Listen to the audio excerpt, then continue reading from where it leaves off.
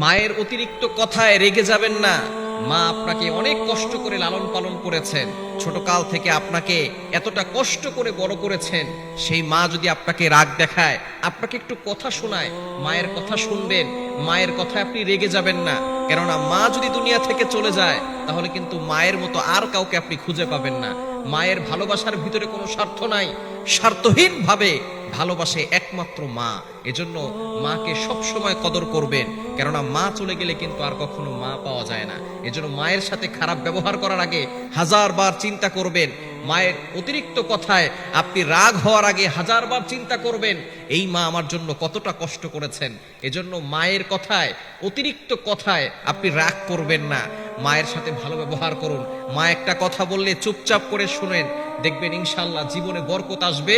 আল্লাহ তাআলা আপনার জীবনে এমন বরকত দান করবে, যেটা অনেক কোটিপতিও সেই রকম বরকত পাবে না। এজন্য মায়ের দোয়া হচ্ছে বড় দোয়া। মায়ের দোয়া নিতে কখনো ভুল করবেন না।